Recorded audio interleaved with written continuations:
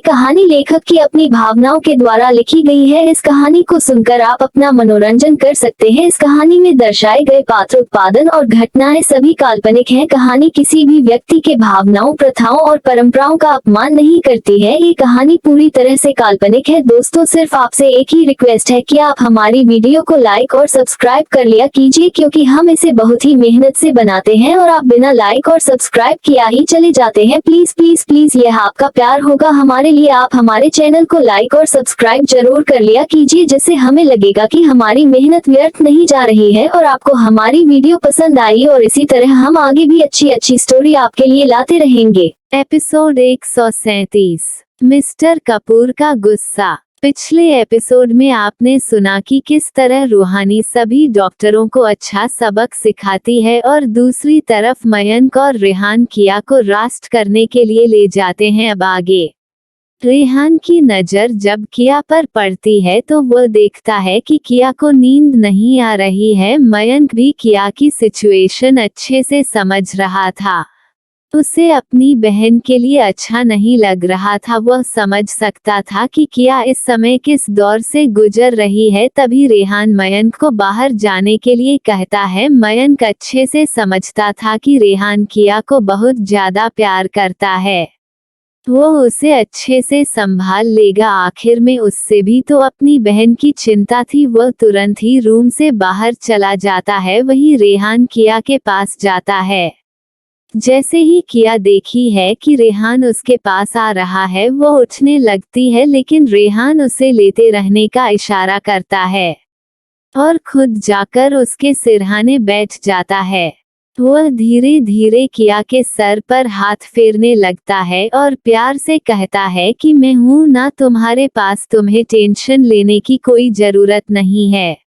मैंने दादाजी के लिए वहां पर अपने कुछ गार्ड छोड़ रखे हैं, वह पल पल की खबर मुझे देते रहेंगे, इसलिए तुम बिना टेंशन के थोड़ी सी नींद ले लो, वरना तुम्हारी तबीयत खराब हो जाएगी और मैं नहीं चाहता कि मेरी एंजल बीमार पड़े। रेहान के इस प्यार भरे शब्दों को सुनकर किया के होठों पर मुस्कुराहट आ जाती है कि आप उसे कुछ नहीं रहती, बस अपनी आंखें बंद कर लेती है। इस समय उसे बहुत अपनापन महसूस हो रहा था। रेहान को अपनी इस तरह से केयर करता देखकर उसे अच्छा लग रहा था। उसने तो हमेशा अनाथों वाली जिंदगी ही जिया था। शायद उसके सारे दर्द खत्म होने वाले हैं। उसे प्यार करने वाली उसकी अपनी फैमिली मिल गई है और खुद से भी ज्यादा प्यार करने वाला एक ऐसा इंसान मिल गया है जो उसके लिए हमेशा ही लॉयल रहेगा। किया चाहती तो उसे अपने प्यार का इजहार कर लेती, क्योंकि वह उसे पिछले जन्म से ही जान रही थी। उसने तब भी देखा था कि किस तरह वह उसके लिए रो रहा था और आज भी उसकी आंखों में उसे सिर्फ प्यार नजर आता है। पर किया अभी ऐसा कुछ नहीं करने वाली थी जिससे उसे कुछ भी ऐसा महसूस हो कि किया उसे पहले से जानती है। किया रेहान के साथ खुद को महफूज समझती थी। वही मयंक भी चाहता था कि उसकी बहन रेहान के साथ कुछ वक्त बिताए। कि मयंक को अच्छे से पता था कि रेहान अपनी एंजल को कभी भी छोड़ने वाला नहीं है। किया चाहे या ना चाहे उसे रेहान के साथ रहना ही पड़ेगा, इसलिए वह चाहता था कि उसकी बहन भी रेहान को अच्छे से समझ ले, जिससे आगे उसे कोई दिक्कत ना हो। पर उसे बेचारे को क्या पता था, किया तो उसे पिछले जन्म से ही जानती है। रेहान के सर पर हाथ फेरने की वजह से किया को जल्दी ही नींद आ गई, क्योंकि वह बहुत ज्यादा थक गई थी। वहीं जैसे ही किया सोती है, रेहान उसे बहुत ही प्यार से देख रहा था। रेहान को किया से दूर नहीं रहा जाता। वह धीरे से अपने पैरों को ऊपर बेड पर रखकर किया के साइड पर लेट जाता है और बहुत ही प्यार से उसके चेहरे को देखने लगता है। वो पता नहीं कितनी देर तक लगातार इसी तरह किया के खूबसूरत चेहरे को निहार रहा था, जैसे मानो उसे अपनी आंखों में बसा लेना चाहता हो। वहीं दूसरी तरफ जब मिस्टर विकास कपूर अपने घर पहुंचते हैं तो उन्हें उनके सर्वेंट सब कुछ बता देते हैं। ये जानकर तो मिस्टर कपूर को बहुत ज्यादा गुस्सा आ जाता है। आखिर में उनके पिता की तबीयत इतनी ज्यादा खराब थी और किसी ने उन्हें खबर तक नहीं किया। वह अपने सर्वेंट के ऊपर बरस पड़ते हैं। वो एक एक कर सभी सर्वेंट को डांट रहे थे, तभी वहां पर सिया कपूर पहुंच जाती है। वह इस समय अपनी किटी पार्टी एंजॉय करके आ रही थी और बहुत ही खुश लग रही थी। जैसे ही वह घर के अंदर एंट्री करती है, वहां का माहौल देखकर बिल्कुल चुप हो जाती है। जो कुछ देर पहले वह होठों पर बड़ी मुस्कुराहट लिए गाने गुनगुनाते हुए अंदर आ रही थी, अब वहां का माहौल देखकर उसके होंठ तो बिल्कुल चिपक जाते हैं। उसके मुंह से तो आवाज ही नहीं निकल रही थी। उसे समझ नहीं आ रहा था कि आखिर में यहाँ हुआ क्या और विकास इस तरह क्यों सब पर गुस्सा कर रहा है। वह धीरे धीरे डरते हुए विकास के पास जाती है और उसे पूछता है कि क्या हुआ, आप इस तरह सब पर गुस्सा क्यों कर रहे हैं, क्या कुछ हो गया है। उसकी बातों को सुनकर मिस्टर कपूर गुस्से से उसकी तरफ देखकर कहते हैं कि तुम्हें अपनी किटी पार्टी से फुर्सत मिले तब तो तुम्हें पता चले कि हुआ क्या है। दिन भर पार्टी करती हो या फिर क्लब जाकर दारू चढ़ती हो, इसके अलावा भी तुम्हारे पास कोई काम है। और तुमने पापा जी की हेल्प के लिए जो नौकर रख गए थे उन्हें उनके रूम में जाने से मना क्यों किया। तुम्हें पता है आज पापा जी की तबीयत बहुत ज्यादा खराब हो गई थी, अगर किया वक्त पर ना पहुंचती तो हम पापा जी को खो देते। उसकी बातों को सुनकर सिया कपूर को तो जैसे कोई फर्क ही नहीं पड़ता। वह नॉर्मल होते हुए कहती है कि इसमें इतना चिल्लाने की क्या बात है, इसी के लिए तुमने पूरा घर सर पर उठा रखा है। अरे पापा जी बीमार हैं, बूढ़े भी तो हो गए हैं, आज नहीं तो कल उन्हें मारना ही तो है। सिया के मुंह से इतनी बात ही निकली थी कि मिस्टर कपूर जोर से चिल्लाते हुए कहते हैं अपनी जबान पर लगाम दो, तुम इस तरह से कैसे सोच सकती हो। मैंने तुम्हें कहा था कि पापा की अच्छे से देखभाल करना, उन्हें किसी तरह की तकलीफ नहीं होनी चाहिए, पर तुम मेरी बात समझती ही कहाँ हो। सारे सर्वेंट जो अभी तक मिस्टर कपूर के गुस्से से डर रहे थे और उन्हें भला बुरा अपने मन में कह रहे थे, अब वह सब सोचने लगते हैं कि यह कितने अच्छे बेटे हैं जो अपने पापा के बीमार होने की वजह से इतना ज्यादा डर गए हैं कि अपना होश ही खो बैठे हैं। अब उनके मन में मिस्टर कपूर के लिए सहानुभूति पैदा हो रही थी। तभी मिस्टर कपूर सभी सर्वेंट को वहां से जाने के लिए कहता है।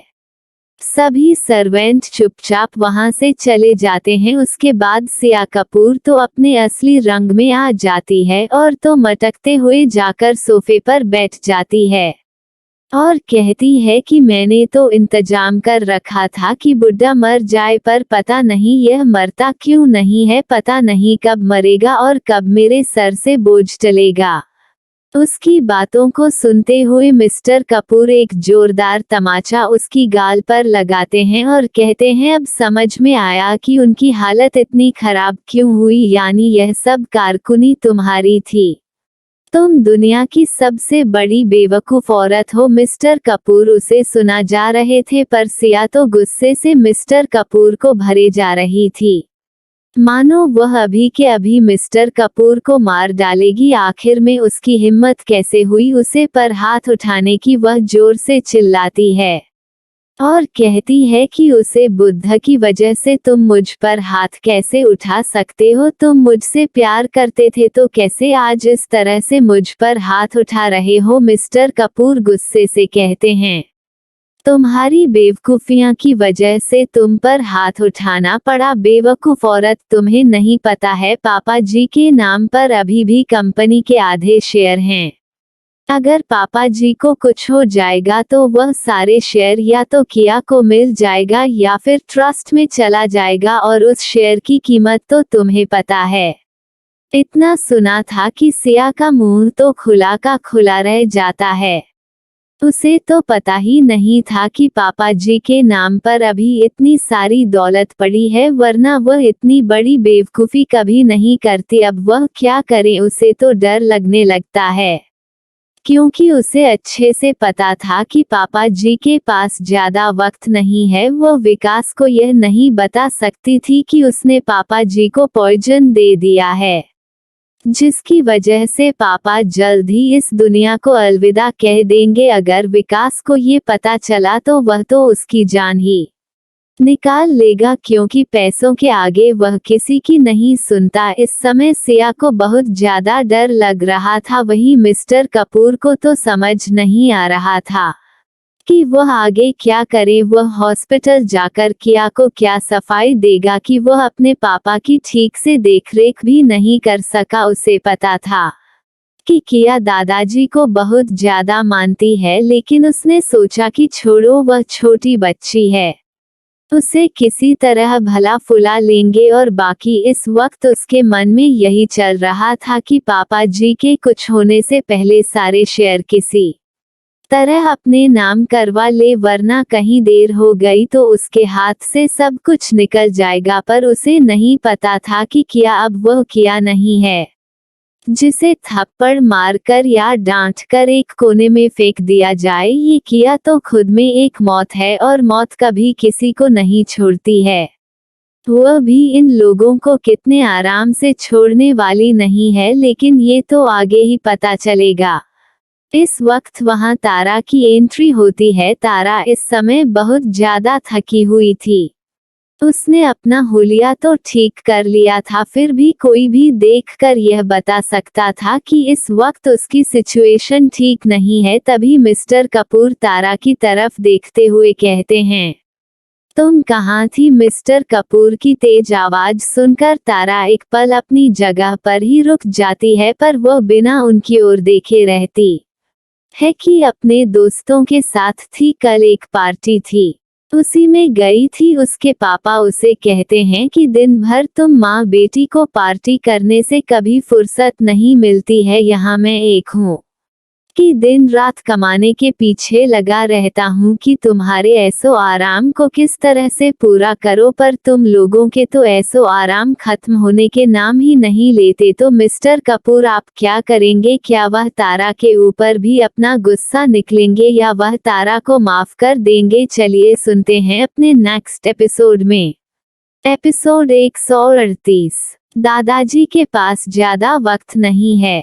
अब आगे। अपने पापा की इस तरह की बातों को सुनकर तारा को बहुत ज्यादा गुस्सा आता है। वह इस समय चिल्लाकर बताना चाहती थी कि वह ऐसो आराम नहीं कर रही थी, पर वह इतनी अच्छी बेटी वाली छवि खराब नहीं करना चाहती थी। उसने चालाकी से अपनी आंखों में आंसू लाते हुए कहा कि पापा मैं जाना नहीं चाहती थी, पर वेलकम पार्टी थी और सबके लिए जाना जरूरी था, इस वजह से जाना पड़ा। अपनी बेटी की ऐसी बात सुनकर मिस्टर कपूर का दिल पिघल जाता है। वो उसे चुप करते हुए कहता है, ठीक है, तुम इतनी सी बात पर रो क्यों रही हो? दरअसल आज तुम्हारे दादाजी की तबीयत बहुत ज्यादा खराब हो गई थी, शायद इस वजह से मैं तुम पर गुस्सा कर दिया। जाओ जल्दी से चेंज करके आओ, हमें अभी दादाजी को देखने अस्पताल जाना पड़ेगा। उसकी बातों को सुनकर अब तारा का मुंह बन जाता है। उसे बिल्कुल भी कहीं जाने का मन नहीं था, पर वह कुछ कर नहीं सकती थी।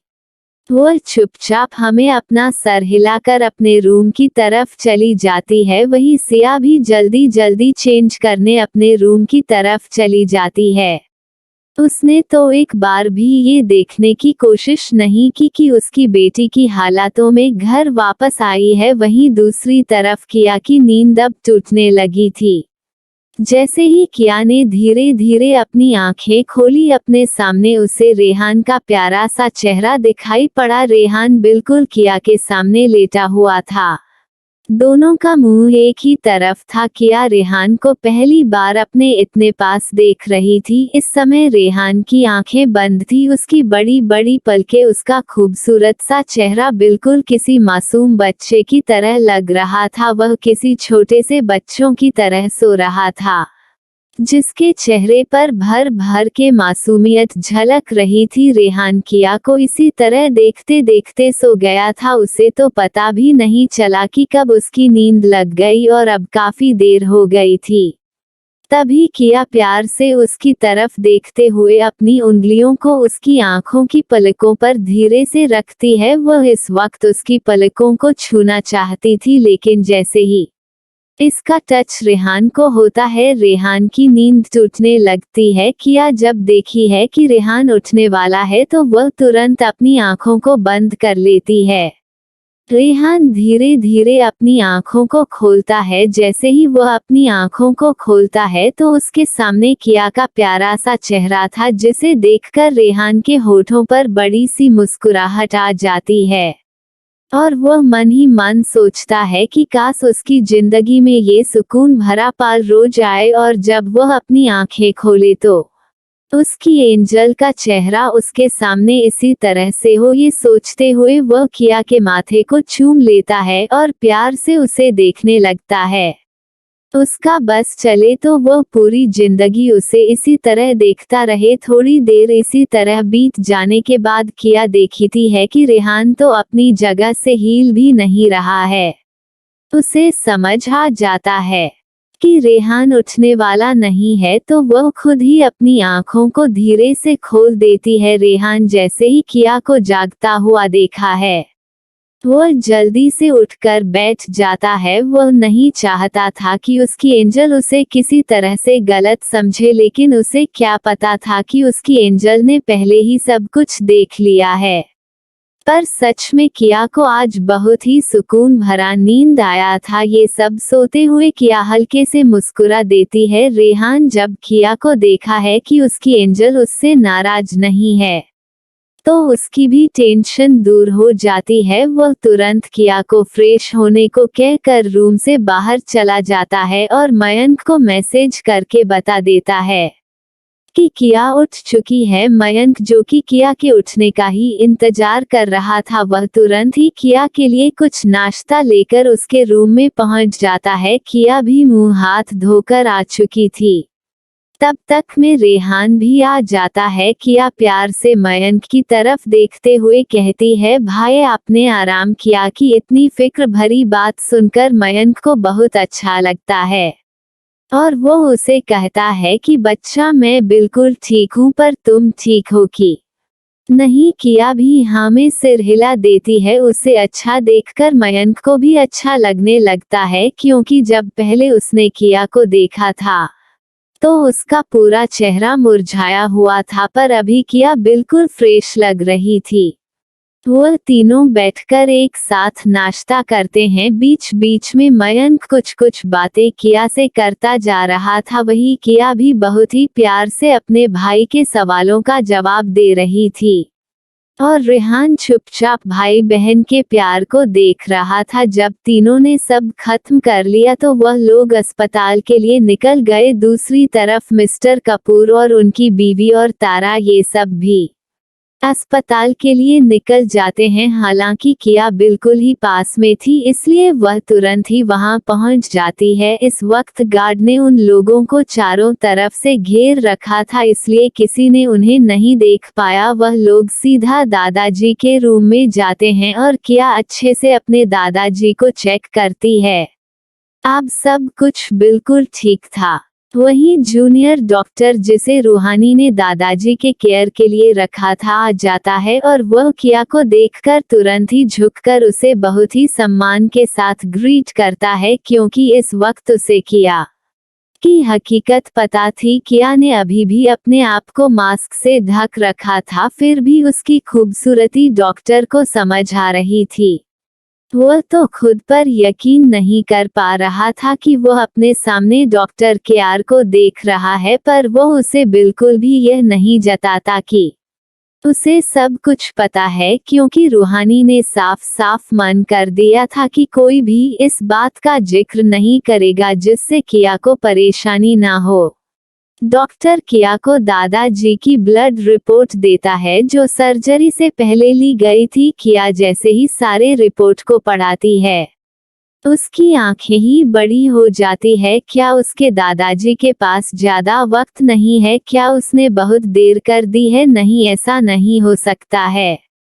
पॉइजन इतनी बुरी तरह से उनके शरीर को इफेक्ट नहीं कर सकता है। उसने कुछ एंटीडोट दादाजी को दिया था, पर शायद वो उस पॉइजन के लिए काफी नहीं था।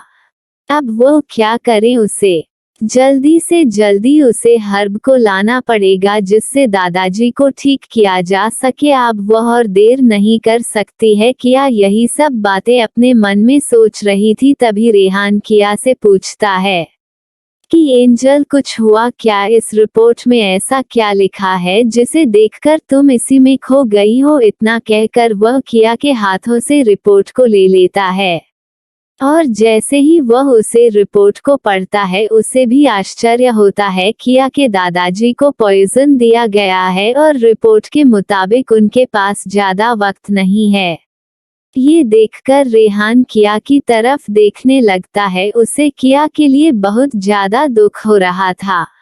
क्या किया अपने दादाजी को खो देगी? वह क्या करेगी? समय रेहान को किया की टेंशन होने लगती है। तभी मयंक भी रेहान से पूछता है क्या हुआ। रेहान मयंक को सारी सिचुएशन बता देता है। ये सुनकर उसे अपनी बहन के लिए बहुत ज्यादा दुख होता है। वह अच्छे से जानता था उसकी बहन दादाजी को कितना चाहती है, और हो भी क्यों ना, आखिर में वही तो एक ऐसे व्यक्ति थे जो किया से सबसे ज्यादा प्यार करते थे। वह किया के लिए क्या मायने रखते हैं ये भी उन लोगों को पता था, पर वह इस सिचुएशन में क्या कर सकते हैं। मयंक और रेहान किया के पास जाकर उसे रिलैक्स करते हैं और कहते हैं कि वह दुनिया के बड़े से बड़े डॉक्टर से दादाजी का इलाज करवाएंगे, किसी भी तरह से उनके लिए एंटीडोट खोजने की कोशिश करेंगे। पर किया को तो अच्छे से पता था कि जो वह कर सकती है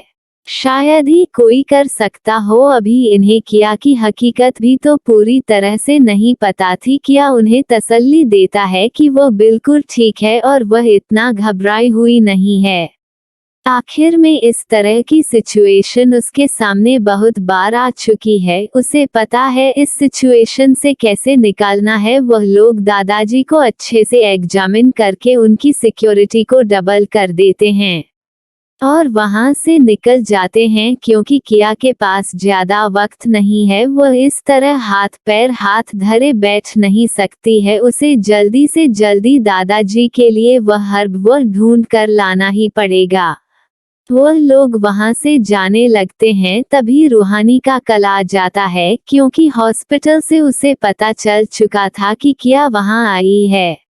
रूहानी ने उसे वक्त किया को परेशान करना सही नहीं समझता, क्योंकि किया पहले ही सर्जरी करके थक चुकी थी। इस वजह से रूहानी रेस्ट करने चली गई थी। पर अब जब किया वापस आ गई तो उसने तुरंत उसे कॉल किया और उसे मिलने के लिए कहा। रूहानी की बात सुनकर किया उसे डांट लगाते हुए कहती है, तुम्हें यहाँ आने की जरूरत नहीं थी, तुम अपने सारे काम छोड़कर यहाँ कैसे आ सकती हो। पर रूहानी तो किया की एक नहीं सुनती है और वह जिद करके किया से मिलने के कहती है।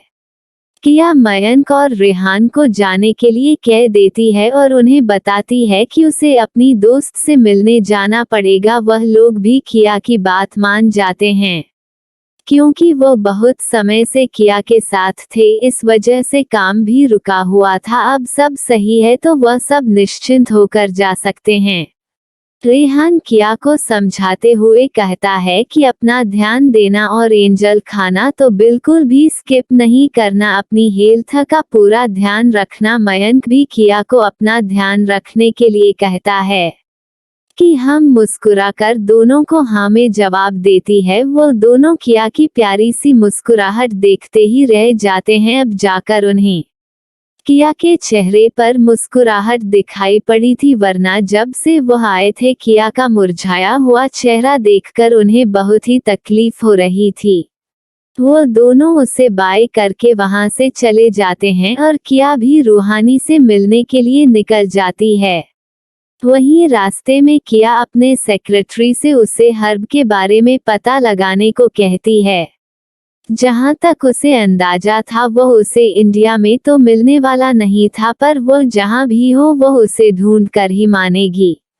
तो दोस्तों अब क्या किया उसे हर्ब को ढूंढ पाएगी, और अगर वह हर्ब उसे मिल भी गया तो वह उसे कैसे हासिल करेगी। आगे किया का सफर अब कठिन होने वाला है, पर इसी सफर में उसकी मुलाकात कुछ ऐसे लोगों से होगी जो शायद उसकी लाइफ में आने वाले हैं।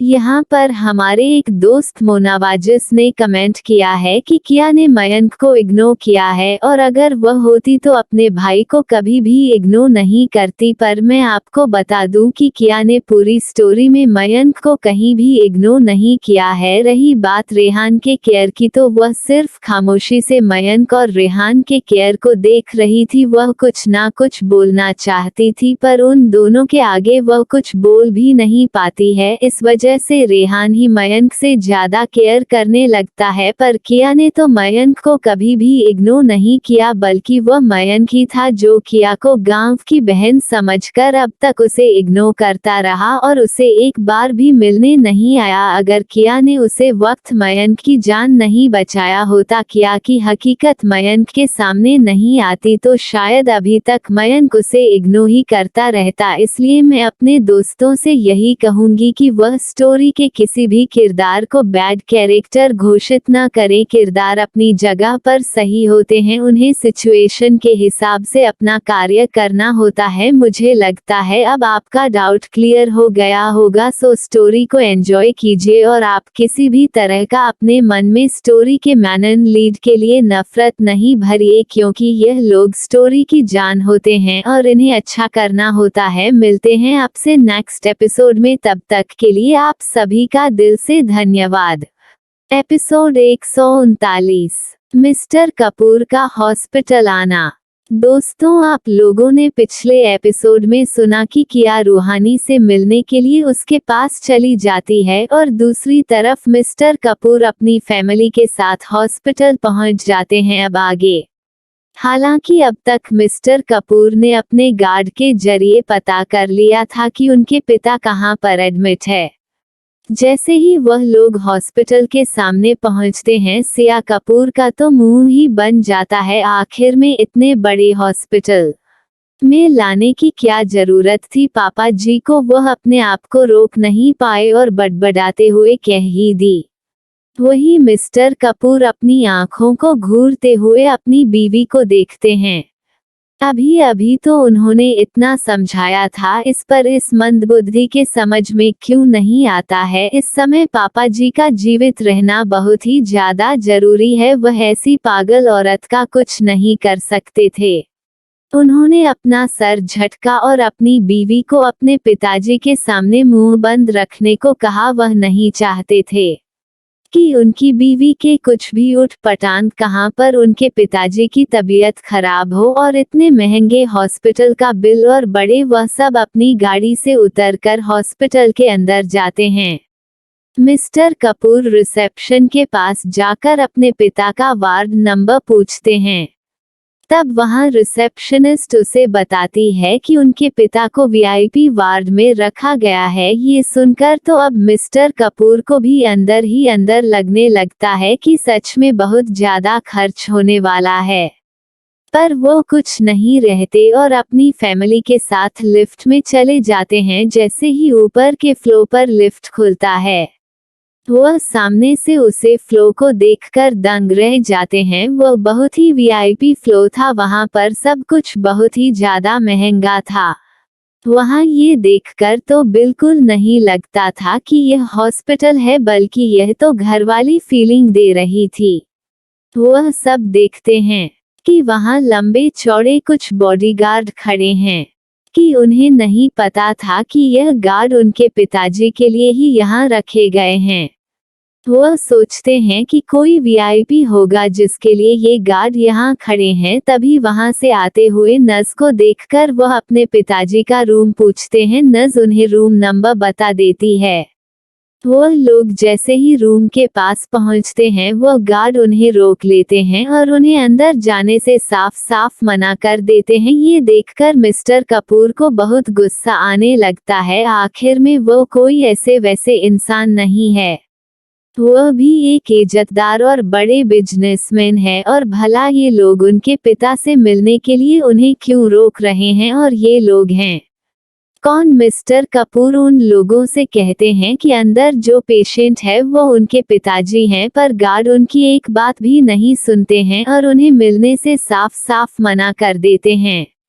वही सिया कपूर से तो ये बर्दाश्त ही नहीं होता। वह अपने आप को बहुत अमीर समझती थी, इसलिए इन छोटे गार्ड के द्वारा उन्हें मना करना अपना बहुत बड़ा अपमान लगता है। वह उन गार्ड पर गुस्सा करने लगती है और चिल्लाने लगती है। वहीं अब तक शांत खड़ी तारा, जिसे बहुत ज्यादा फ्रस्ट्रेशन हो रही थी, वह भी उसे गार्ड को अकड़ते हुए कहती है कि तुम 2 टके के नौकर, तुम्हारी हिम्मत भी कैसे हुई हमें रोकने की? तुम्हें पता भी है हम कौन हैं? हम चाहे तो तुम्हें 2 मिनट में यहाँ से उठकर बाहर फेंकवा दे। तुम्हारी औकात इतनी नहीं है कि तुम हमारे सामने भी खड़े हो सको और तुम हमारी इतनी ज्यादा इंसल्ट कर रहे हो। इस समय तारा के मुंह में जो भी आ रहा था वह बके जा रही थी।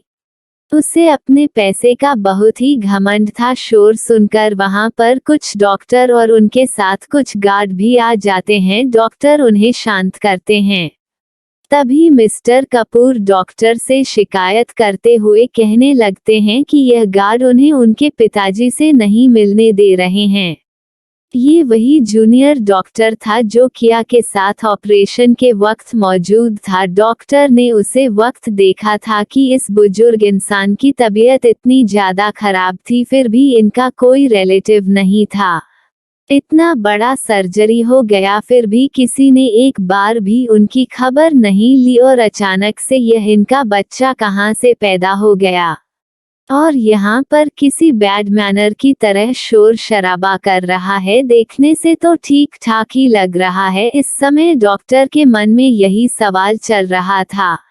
डॉक्टर अपने मन के सवालों को झटक कर मिस्टर कपूर से कहता है कि क्या सच में आप लोग उसे बुजुर्ग व्यक्ति के रिश्तेदार हैं? तभी मिस्टर कपूर बड़े एटीट्यूड से कहते हैं, हाँ मैं उनका बेटा हूँ। इतना सुना था कि डॉक्टर उन्हें घृणा की नजरों से देखते हुए कहता है कि कैसे बेटे हैं आप, जो पिता मौत के मुंह में था और उनके बचने की कोई उम्मीद नहीं थी। उसे वक्त आप लोग एक बार भी ना तो उन्हें देखने आए ना ही उनका हाल चाल लिया, और अब जब सब कुछ ठीक है तो यहाँ आकर उनके लिए परेशानी बढ़ा रहे हैं। आपके जैसा उनका बेटा है, ये तो बहुत ही दुख की बात है। ये सुनकर सिया कपूर से तो बर्दाश्त ही नहीं हुआ। वह डॉक्टर पर चिल्लाते हुए कहती है, माइंड योर लैंग्वेज डॉक्टर, क्या अनाप शनाप बक रहे हो? तभी डॉक्टर उन्हें शांत रहने का इशारा करते हुए कहता है, अपनी आवाज यहाँ धीमी रखिए, यह एक हॉस्पिटल है। आपके इस हरकत से यहाँ मरीजों को दिक्कत हो सकती है और आप यहाँ आकर इस तरह से शोर करेंगे तो आप यहाँ के रूल्स को तोड़ रही हैं। इसके लिए आप पर कैसे भी हो सकता है। इतना सुना था कि सिया का तो मुंह ही बंद हो जाता है। भला किसी पचेड़े में उसे बुद्ध के लिए क्यों पड़े? लेकिन मिस्टर कपूर डॉक्टर को समझाते हुए कहते हैं, देखिए डॉक्टर, हम लोग शहर से बाहर थे और हमें इस बारे में कुछ भी पता नहीं था। जब हम यहाँ आए तो हमारे नौकरों ने हमें ये सब बताया, तब जाकर हमें पता चला, और जैसे ही हमें पता चला हम तुरंत ही यहाँ भागे भागे चले आ रहे हैं। इतना सुनकर वह डॉक्टर कहता है, देखिए आप लोगों का ये पर्सनल मैटर है। मुझे नहीं पता है कि आप लोगों को पता था कि नहीं पता था, पर आप हमारी मैडम के इजाजत के बगैर इसे नहीं मिल सकते हैं। इसलिए पहले आप इजाजत ले लीजिए, उसके बाद आपको मिलने दिया जाएगा। उन सबको यह नहीं समझ में आता कि आखिर में उनकी मैडम कौन है, जबकि रूहानी ने उसे डॉक्टर को खास हिदायत दी थी कि कोई भी दादाजी को परेशान करने या मिलने नहीं जाना चाहिए। इसी वजह से वह गार्ड और डॉक्टर ने साफ साफ उन लोगों को मिलने से मना कर दिया था। तभी मिस्टर कपूर उसे गार्ड से रिक्वेस्ट करते हुए कहता है कि देखिए, जो कोई भी आपकी मैडम हो, आप उनसे कहिए कि उनके बेटे उनसे मिलना चाहते हैं। प्लीज एक बार आप लोग उनसे बात कर लीजिए, मुझे यकीन है कि वह हमें इजाजत दे देगी। इतना सुनकर गार्ड एक दूसरे की तरफ देखने लगते हैं क्या उन्हें फोन करना चाहिए? क्या उनकी मैडम इन तरह के लोगों के लिए फ्री बैठी हैं? लेकिन अगर उन लोगों ने फोन नहीं किया तो ये लोग दादाजी के कमरे के बाहर इसी तरह शोर मचाते रहेंगे, जिससे दादाजी को और दूसरे लोगों को भी डिस्टर्बन होगा। यही सोचकर वह गार्ड किया के पास फोन लगा देता है और उसे यहाँ की सारी सिचुएशन बताता है। थोड़ी देर खामोशी के बाद यह उन्हें उनसे मिलने की इजाजत दे देती है। तभी गार्ड उन लोगों को कहता है कि आप लोग अंदर जा सकते हैं, पर आप उन्हें किसी भी तरह से परेशान नहीं करेंगे। इस वक्त वह डॉक्टर जो कि दादाजी का चेकअप करने आया था वह भी अंदर चला जाता है, क्योंकि उनकी मैडम ने उन्हें खास हिदायत दी थी कि दादाजी को किसी भी तरह की परेशानी ना हो। अगर उन्हें परेशानी होगी तो उनकी मैडम उन्हें छोड़ेगी नहीं। और अभी अभी तो डॉक्टर ने देखा ही लिया था कि यह लोग परेशानी खड़ी करने वाले लोग हैं, तो वह उन्हें अकेले कैसे जाने देता। इस वजह से वह भी जल्दी से रूम के अंदर इंटर करता है। तभी वह सब लोग जब रूम के अंदर जाते हैं तो वहाँ की लग्जरियस देखकर उनकी तो आंखें फटी की फटी रह जाती है। क्या सच में वह हॉस्पिटल में आए हैं? क्या हॉस्पिटल ऐसा होता है? वही तारा तो सोच रही थी कि अगर हॉस्पिटल ऐसा होता है तो वह तो पूरी जिंदगी यहाँ रहने के लिए तैयार है, और बिल्कुल यही सोच उसकी माँ की भी थी। आखिर में ये घटिया सोच के लोग इससे ज्यादा और क्या सोच सकते थे। मिस्टर कपूर तो वहाँ की लग्जरियस देखकर बस अपने मन में बनने वाले फीस की काउंटिंग कर रहे थे कि कितना महंगा इस रूम का फीस होगा और इनको दी गई सभी सुविधाओं के कितने चार्ज बनेंगे। क्या सच में उनका आप मरने से पहले अपनी सारी जायदाद अपने दवाई में खर्च करके मरना चाहता है? इस समय तो मिस्टर कपूर के मन में यही बात चल रही थी। वह अपने पिता के बेटे के पास जाते हैं तो देखते हैं कि उनके मुंह में ऑक्सीजन मास्क लगा है और उनके चारों तरफ बहुत सी महंगी महंगी मशीन लगी हुई है। शायद उसने अपनी जिंदगी में इन मशीनों को पहली बार ही देखा था। इस वक्त तो उसके मन में सिर्फ पैसे की बात चल रही थी। वह तो अपने पिता की हेल्थ पर बिल्कुल ध्यान ही नहीं दे पाता है। वहीं उन माँ बेटी को तो दादाजी से कोई फर्क ही नहीं था, वह तो बस उसे रूम को ही देखे जा रहे थे। कुछ देर बाद मिस्टर कपूर डॉक्टर से पूछते हैं कि इन्हें क्या हुआ है। उनके पूछने पर सच में डॉक्टर को इस समय हंसी आ रही थी। क्या इतने लंबे वक्त से बीमार इस इंसान को जो हुआ है वह उनके बेटे को नहीं पता है? फिर यह कैसा का बेटा है? लेकिन डॉक्टर उसे बड़े ही आराम के साथ कहता है, इन्हें थर्ड स्टेप का हार्ट अटैक आया था। मिनट की भी देरी हुई होती तो उनकी जान चली जाती। इन्हें पहले 2 बार भी इस तरह के अटैक आ चुके हैं, पर मुझे नहीं पता कि आप लोगों ने उनके साथ इतनी बड़ी लापरवाही कैसे कर दी। आप लोगों को तो पहली बार में ही उनकी दवा शुरू कर देनी चाहिए थी, तो ऐसी कंडीशन कभी नहीं आती। यह सुनकर तो मिस्टर कपूर बिल्कुल ही आश्चर्य में पड़ जाते हैं। तो आगे क्या होगा? क्या मिस्टर कपूर को अपने पिता की कंडीशन से कोई फर्क पड़ने वाला है, या फिर यह जानकर कि उनके पिता के साथ क्या हुआ है? चलिए जानते हैं अपने आगे के एपिसोड में। एपिसोड 140, दुनिया के सबसे बड़े डॉक्टर ने की सर्जरी।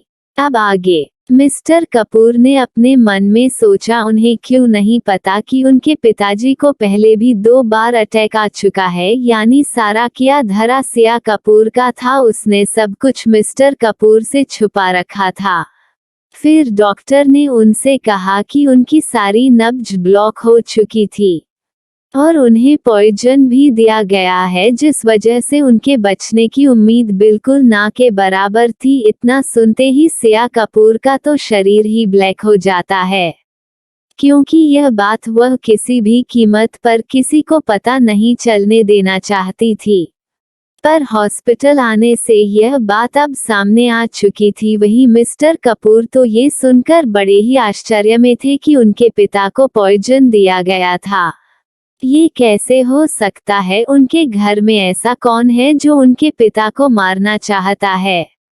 इस समय उन्हें एक पल भी अपनी बीवी के ऊपर शक नहीं जाता। वही सिया कपूर अपने पति का रिएक्शन देखकर तुरंत अपने हाव भाव चेंज करती है और इस तरह से एक्टिंग करती है जैसे उसे कोई सदमा ही लग गया हो, और अपने आंखों में नकली घड़ियाल आंसू भरते हुए कहती है कि भला ऐसा कौन व्यक्ति है हमारे घर में जो इन्हें मारना चाहता हो। हम लोगों ने तो इतने सालों से उनकी सेवा की है, हमें तो कुछ भी पता नहीं है, हम सब तो इतना प्यार करते हैं इसे। तभी डॉक्टर उन सब को बताता है कि यह बात सच है और आज दुनिया के सबसे बड़े डॉक्टर ने उनकी सर्जरी न की होती तो शायद ये जिंदा भी ना होते। ये सुनकर तो अब मिस्टर कपूर को और भी सदमा लगता है। क्या मतलब है, दुनिया के सबसे बड़े डॉक्टर ने उनके पिता की सर्जरी की है, ये कैसे हो सकता है। मिस्टर कपूर अपने मन के शक को दूर करने के लिए डॉक्टर से पूछते हैं कि दुनिया के सबसे बड़े डॉक्टर से क्या मतलब है,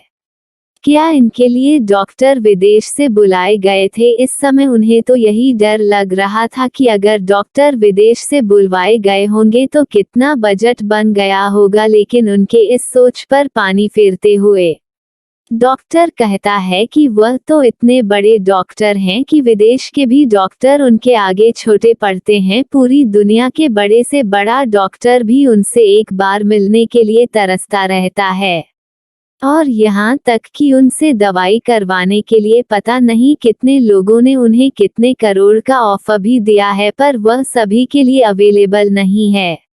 बहुत ही किस्मत वाला वह इंसान होता है जिनकी वह दावा करते हैं। अब यहाँ सुनकर तो मिस्टर कपूर को पसीना ही आने लगता है, यानी वह इतने बड़े डॉक्टर हैं तो उनकी फीस कितनी रही होगी। तभी उन्हें डाउट होता है कि उन्हें बुलाया किसने होगा, वह लोग तो यहाँ थे ही नहीं, और हॉस्पिटल लाने वाली क्या थी जिसके पास खुद के खर्चे के लिए पैसे तो थे नहीं, तो वह इतने बड़े डॉक्टर की फीस कैसे अफोर्ड कर पाएगी। वह अपने शक को दूर करने के लिए डॉक्टर से पूछता है कि आखिर में इतने बड़े डॉक्टर को बुलाया किसने। तभी डॉक्टर उन्हें बताता है कि यह उनकी मैडम ने बुलाया था, जो कि इस हॉस्पिटल की ओनर है। मिस्टर कपूर इस समय बहुत ही ज्यादा कंफ्यूज्ड थे। आखिर में इतने बड़े अस्पताल की मालिक को उसके पिताजी से क्या मतलब, उनके तो कुछ भी समझ में नहीं आ रहा था। तभी उन्होंने डॉक्टर से कुछ और पूछना चाह कि बीच में ही सिया कपूर उन्हें रोकते हुए पूछता है कि डॉक्टर साहब वैसे इनका बिल कितना आया होगा। ये सुनकर डॉक्टर ने उन्हें बताया कि इस समय इनका बिल 1,25,00,000 का बना है। यह सुनकर तो तीनों के पैरों तले जमीन ही खिसक जाती है, लेकिन तभी डॉक्टर उन पर बम फोड़ते हुए कहता है कि दुनिया के उसे बेस्ट डॉक्टर की फीस नहीं जोड़ी गई है। अगर उसे फीस को जोड़ी जाए तो कुल मिलाकर 3 करोड़ से ऊपर इनका बिल जाएगा। ये सुनकर तो उन तीनों को लग रहा था कि मानो वह इस वक्त बेहोश होकर जमीन पर गिर जाएंगे। क्या इतना बड़ा अमाउंट। सिया कपूर तो मन ही मन बुढ़े को कोसने लगी। ये बुढ़ा तो मरने से पहले हमें भिखारी बनकर जाएगा, जबकि यह उनके लिए इतनी बड़ी अमाउंट नहीं थी, लेकिन बात जब उसे बुजुर्ग व्यक्ति की थी तो यह इन लोगों को बहुत बड़ी लग रही थी। सिया कपूर ने तो सोचा था कि बुढ़े को ऐसे ही मार दिया जाए, पर उसे क्या पता था कि वह इतना खर्चा कराएगा। उसे पता होता तो वह कभी भी भूल कर उसे पॉइजन नहीं देती, और देती तो ऐसा पॉइजन देती कि जिसे खाकर वह तुरंत मर जाता। इस समय सिया कपूर तो भर भर के दादाजी को कोस रही थी। वही मिस्टर कपूर की तो बोलते ही बंद हो चुकी थी। अब आगे वह क्या कह सकते थे, सब कुछ हो चुका था उनके हाथ में, अब कुछ भी नहीं था। लेकिन फिर भी उन्हें इतना संतोष था कि चलो इतने में ही उनके बाप की जान बच गई। अभी तो उनके नाम पर कई करोड़ की प्रॉपर्टी है, अगर वह उन्हें मिल जाता है तो सब कुछ ठीक हो जाएगा। यही सोचकर वह अपने मन को तसल्ली दे लेते हैं, लेकिन तारा और उसकी माँ तो दादाजी को भर भर के कोस रही थी। थोड़ी देर रुकने के बाद जब वह लोग देखते हैं कि वो डॉक्टर तो रूम से जाने का नाम ही नहीं ले रहा है तो वह लोग खुद ही बाहर जाने का फैसला करते हैं। क्योंकि दादी को इस वक्त होश नहीं आया था और डॉक्टर ने उन्हें कहा था कि उन्हें कल तक में होश आएगा, जिस वजह से अब यहाँ रुकने का कोई कारण भी नहीं था, सो यहाँ से चला जाना चाहिए। तीनों रूम से बाहर आ जाते हैं और खुद में ही धीरे धीरे बातें करते हुए वहाँ से चले जाते हैं। उन लोगों ने एक बार भी नहीं पूछा कि बिल किसने पेमेंट किया या फिर वह लोग दादाजी का बिल पे कर दें, और ना ही वहाँ पर किसी ने उन लोगों को रोका। वह लोग तो जल्दी से जल्दी बस यहाँ से चले जाना चाहते थे। वहीं दूसरी तरफ रूहानी और किया दोनों लोगों ने एक दूसरे से मिलकर बहुत से काम की बातें की। रात काफी देर तक उन लोगों ने बात किया, फिर उसके बाद वह दोनों सोने चली गई। दूसरे दिन सुबह जैसे ही किया अपना वर्कआउट करके फ्री हुई, उसके असिस्टेंट का फोन आ गया और असिस्टेंट ने अब तक किया ने जो कुछ पूछा था उसकी पूरी जानकारी निकाल ली थी। असिस्टेंट ने किया को बताया कि फिलीपींस के एक आयरलैंड में इस तरह की रेयर जड़ी बूटियां पाई जाती हैं, पर वहां बाहरी लोगों का जाना इतना आसान नहीं है। हाँ, किसी कंडीशन पर वहां दवाई करवाने तो जा सकते हैं, लेकिन वहां जाकर आप उन जड़ी बूटियां पर रिसर्च कर उन्हें यहाँ ला नहीं सकती हैं, क्योंकि वह लोग इन जड़ी बूटियां को वहां से बाहर नहीं ले जाने देते हैं। वो घने जंगलों के बीच बस एक छोटा सा गांव है। वहां के लोग इन जड़ी बूटियां से कई 100 सालों से दवाएं करते चले आ रहे हैं, और अब तक उन लोगों ने में जड़ी बूटियां से पता नहीं कितने लोगों की जान बचाई होगी। और इन सबसे बड़ी बात तो यह है, वहां पर किसी एक पावरफुल व्यक्ति का राज चलता है, जिसे वहां के जनता भगवान की तरह पूजती है, और उसके बिना इजाजत के वहां पत्ता भी नहीं हिल सकता है। और इससे भी बड़ी बात यह है कि उसे बहुत ही कम लोगों ने देखा है, जिस वजह से उससे मिलना आसान नहीं है। वहां के दूर दूर तक की सारे आइलैंड उसी के अंदर में आते हैं, इस वजह से आज तक जो भी वहां गया है वह सही सलामत बचकर नहीं आया है। इसी तरह असिस्टेंट ने किया को बहुत सारी बातें बताई। इस वक्त रूहानी भी असिस्टेंट की बातों को सुन रही थी। तभी किया असिस्टेंट की बातों को सुनकर उसे कहती है कि कल ही हमारे जाने का इंतजाम करो, आज मैं अपने कुछ काम को पूरा कर लेती हूँ। असिस्टेंट अपने बॉस का ऑर्डर पाकर फोन रख देता है। वही रूहानी किया से कहती है कि तुम वहां अकेले नहीं जाओगी, वहां बहुत खतरा है, मैं भी तुम्हारे साथ चलूंगी। लेकिन किया किसी भी कीमत पर रूहानी की जान खतरे में नहीं डाल सकती थी। वह रूहानी को बहुत प्यार करती थी। रूहानी भी किया के साथ आयुर्वेद में रिसर्च कर रही थी। इन लोगों की कंपनी बहुत ही अच्छी आयुर्वेदिक दवा बनती थी, जो पूरी तरह से जड़ी बूटियां से बनी होती थी, और इससे लोगों को बहुत ज्यादा फायदा होता था, इसलिए उनकी कंपनी का नाम बहुत ही बड़ा था। रूहानी इस वक्त उन्हें सब रिसर्च में लगी हुई थी, लेकिन जैसे ही उसने दादाजी की खबर सुनी वह तुरंत ही सब कुछ छोड़कर आ गई थी। रूहानी के बार बार जिद करने पर किया उसे साफ साफ मना कर देती है और कहती है कि इस वक्त दादाजी के पास किसी एक का होना बहुत जरूरी है, क्योंकि मैं जानती हूँ कपूर परिवार बहुत लालची है। वह दादाजी को किसी न किसी तरह नुकसान जरूर पहुँचाएंगे, इसलिए मैं चाहती हूँ कि मेरे यहाँ न रहने पर तुम दादाजी का पूरा ध्यान रखो और कपूर फैमिली को कम से कम मिलने देना, वरना वह दादाजी के लिए सिर्फ प्रॉब्लम ही क्रिएट करेंगे, जिसकी वजह से दादाजी की तबीयत और ज्यादा खराब हो जाएगी। मैं नहीं चाहती कि मेरे लौट के आने तक दादाजी किसी भी तरह से प्रॉब्लम में आए। तुम रहोगी तो उनके अच्छे से चेकअप भी कर लोगी। किया की बातों को सुनकर अब रूहानी कुछ नहीं कह पाती, क्योंकि वह अच्छे से जानती थी किया के लिए दादाजी क्या मायने रखते थे। वो किया को ना भी नहीं कह सकती थी, इसलिए वह अपना मन मार कर रह जाती है।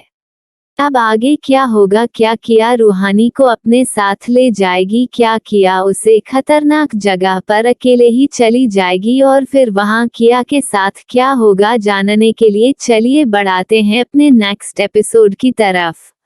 एपिसोड 141, खतरों से भारत आइलैंड। अब आगे किया वहां से तुरंत निकल जाती है क्योंकि इस एक दिन में उसे बहुत से काम करने थे और उसे अपनी मनु आंटी के लिए भी तो एंटीडोट बनाना था जो वही जाकर उसे मिल पाएगा, इसलिए अब तो उसका जाना और भी ज्यादा जरूरी हो गया था क्योंकि मनु आंटी के पास ज्यादा वक्त नहीं था और वो उन्हें कुछ होने नहीं दे सकती थी। किया उधर से निकल जाती है, वो सीधा अपने फार्म हाउस जाती है और 3-4 घंटे तक अपने लैब में कुछ दवाइयां को तैयार करने लगती है क्योंकि उसे वहां पता नहीं कितने दिन लग जाए और यहाँ उसकी मनु आंटी और दादाजी की तबीयत अगर खराब हो गई तो वह क्या करेगी, इसलिए वह पहले से ही कुछ एंटीडोट तैयार करके जाना चाहती थी जिस वक्त रहते उनके जहर को कंट्रोल में किया जा सके। वहीं दूसरी तरफ मिस्टर कपूर जब घर पहुंचते हैं तो उनका गुस्सा अपनी बीवी पर फूट पड़ता है। अगर उसकी बेवकूफ बीवी ने इस तरह की हरकत ना की होती तो आज इतनी बड़ी अमाउंट का बिल उनके सर पर ना फूट पड़ा होता, लेकिन इन सब से बेखबर उनकी बीवी अब भी दादाजी के मरने के लिए ही प्रार्थना कर रही थी।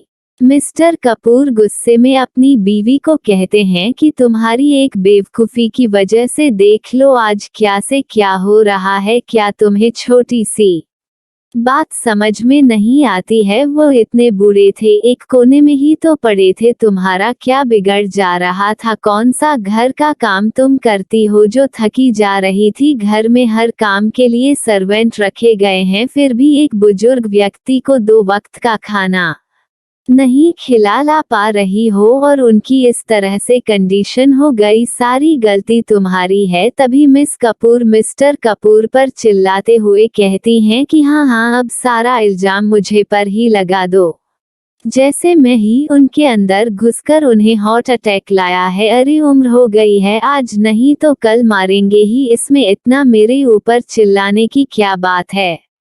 इस वक्त वह पागलों की तरह लड़ रहे थे और सारे सर्वेंट खड़े होकर उन लोगों को देख रहे थे। मिस्टर कपूर अपनी बीवी पर चिल्लाते हुए कहते हैं कि इतना ज्यादा बिल आया है, तुम अपने सारे शौक कम कर दो, इस पैसे से मैं बिल भर दूंगा। वह लोग लड़ते हुए ये भी भूल गए थे कि सारे सर्वेंट खड़े होकर उनकी बातों को सुन रहे हैं।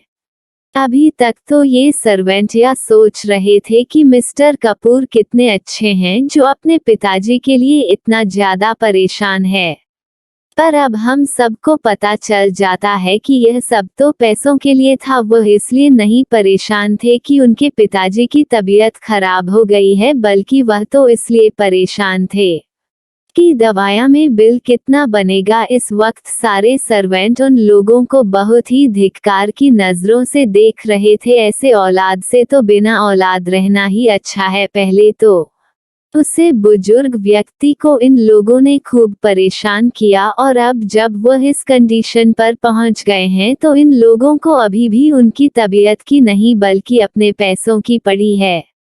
पर वह तो बेचारे सर्वेंट थे, वह कुछ कह नहीं सकते थे, वह सब खामोश होकर उन लोगों की लड़ाई देख रहे थे। वही तारा अपने माँ पापा से परेशान हो चुकी थी, वह लोगों को कुछ कह भी नहीं सकती थी, इसलिए वह चुपचाप वहां से उठकर अपने रूम में चली जाती है। एक तो पहले से ही उसके साथ इतना कुछ हो गया था, अभी वह उन सब से कैसे बचे इस बारे में उसने कोई प्लान भी नहीं बनाया था। ऊपर से उसके माँ पापा ने तो उसे और भी परेशान कर रखा था।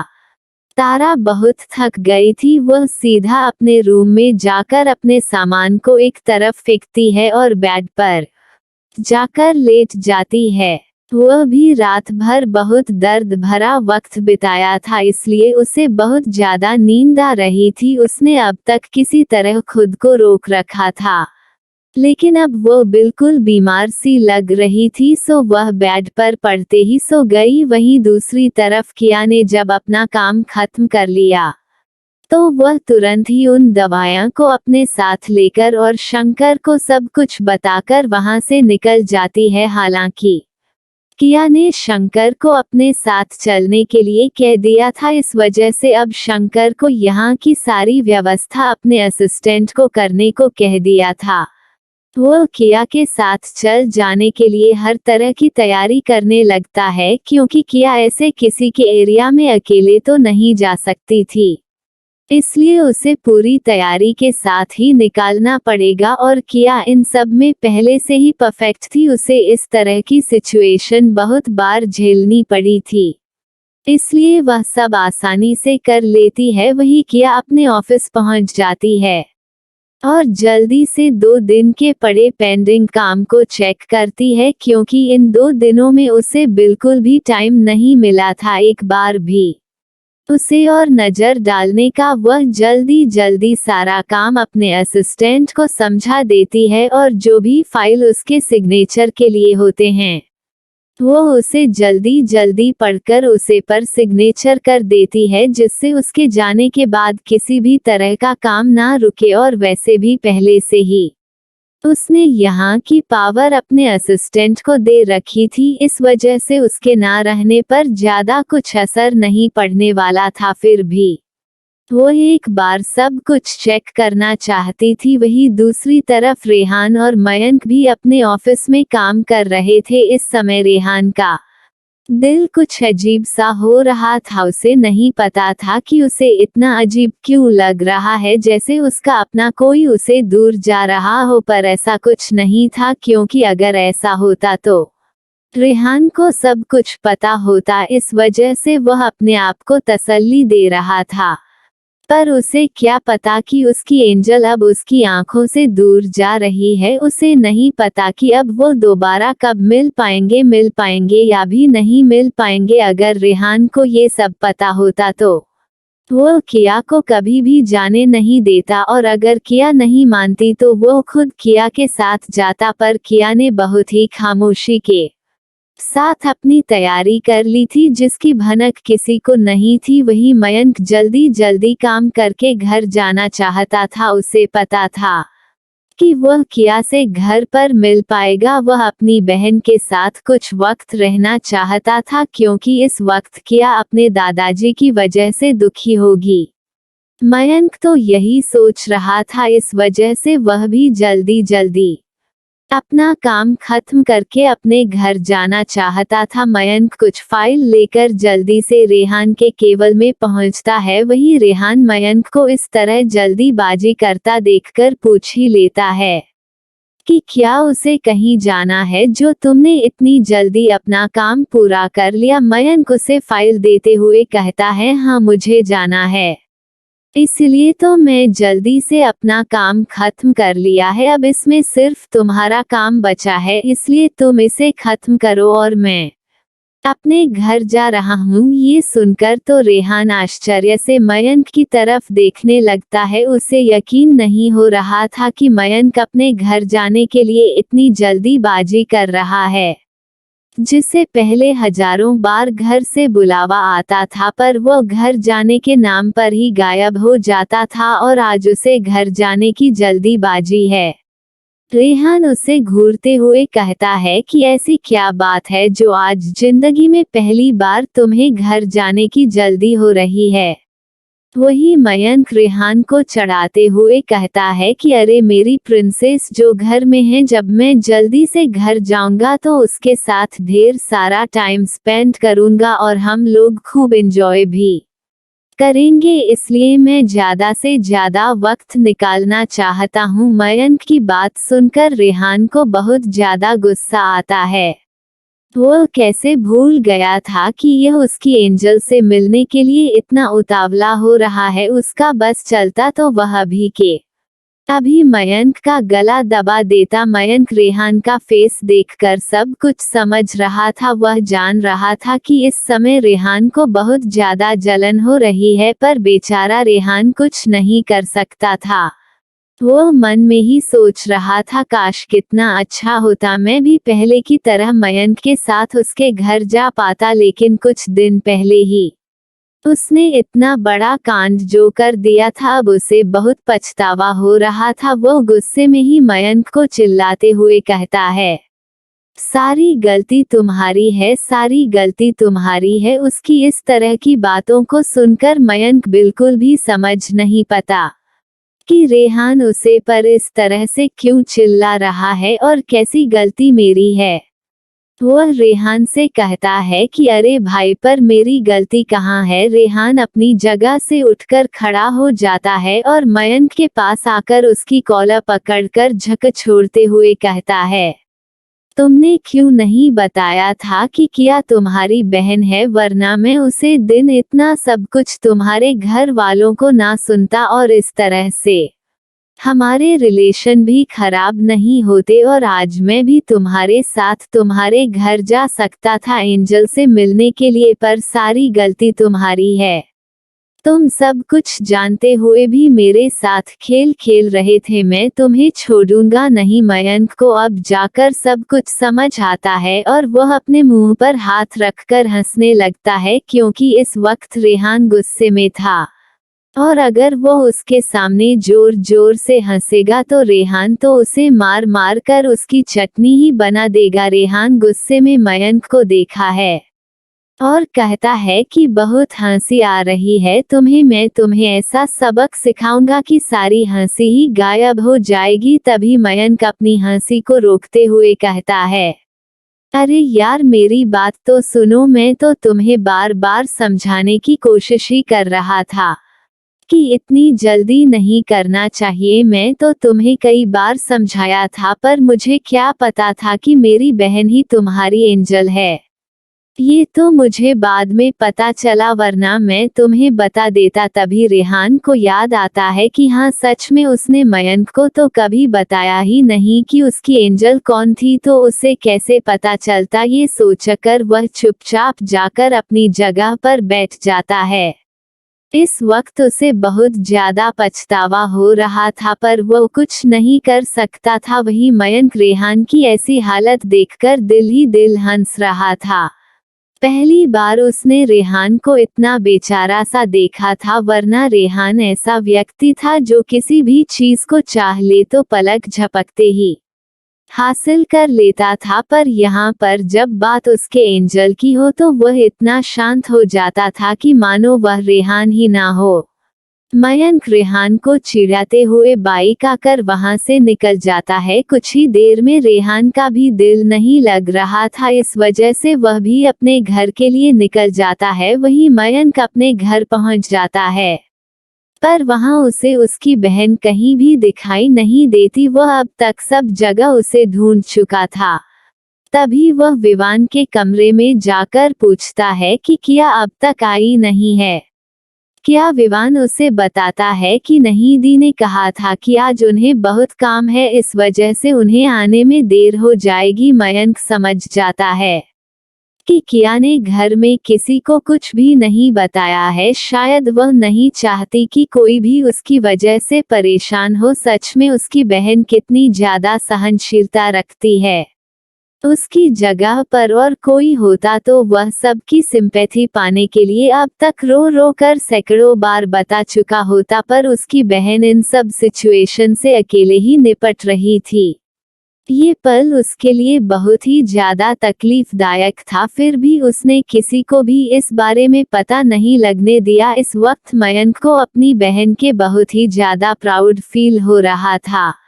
वह तुरंत ही अपने रूम में चला जाता है। जब तक किया आएगी तब तक वह भी जल्दी से अपने काम खत्म कर ले, जिससे वह अपनी बहन से कुछ देर बैठकर बातें कर सकेगा। यही सोचकर वह सर्वेंट को किया के आने पर खबर करने को कहकर फ्रेश होने चला जाता है। दूसरी ओर किया अपने मनु आंटी के लिए बनाए एंटीडोट को अपने एक गार्ड के हाथों उनके घर भेज देती है और वह सारे काम खत्म करके खुद घर के लिए निकल जाती है, क्योंकि उसे अपनी पैकिंग भी तो करनी थी और उसे कुछ जरूरी सामान भी रखने पड़ेंगे। पता नहीं वहां कितना खतरा हो, इसलिए उसे पहले से ही बहुत सारी तैयारी कर ली थी। उसने अपने साथ कुछ ऐसी दवाइयाँ भी रख ली थी जो शायद किसी बुरी सिचुएशन में उसके काम आ जाए। इसी वजह से आज सारा दिन किया काम करके थक चुकी थी। वह घर आकर आराम करना चाहती थी जिससे वह जल्दी से सुबह उठकर अपनी पैकिंग कर निकल सके। तभी किया अपने असिस्टेंट से फोन करके पूछता है कि जाने की सारी तैयारी हो गई कि नहीं। उसका असिस्टेंट भी उसे जवाब देता है कि मैडम पूरी तैयारी हो गई है, बस आपका ऑर्डर मिलना बाकी है। ये कर किया भी उसे ओके कह देती है और अपने घर के लिए निकल जाती है। तो दोस्तों अब आगे क्या होगा कि आप फिलीपींस के की आइलैंड में जाने वाली है और वहां पर या को कितने खतरों का सामना करना पड़ेगा। सच में ये सफर किया के लिए बहुत ही ज्यादा खतरनाक होने वाला है और उससे भी ज्यादा कई सच्चाइयों से पर्दा भी उठने वाला है। और जब रेहान को पता चलेगा कि किया इस वक्त कहाँ गई है तो वह क्या करेगा? क्या वह भी किया के पीछे जाएगा या फिर वह किया का इंतजार करेगा? आप लोगों को क्या लगता है? क्या हमें ऐसे खतरनाक सिचुएशन में रेहान को किया के पीछे भेजना चाहिए कि नहीं, या फिर किया इस सिचुएशन से अकेले ही निपट लेगी? जल्दी से कमेंट करके बताइए। तो आगे की स्टोरी में हम उसी तरह से रेहान को एडजस्ट करेंगे। तो आज के लिए बस इतना ही, मिलते हैं आपसे नेक्स्ट एपिसोड में। धन्यवाद।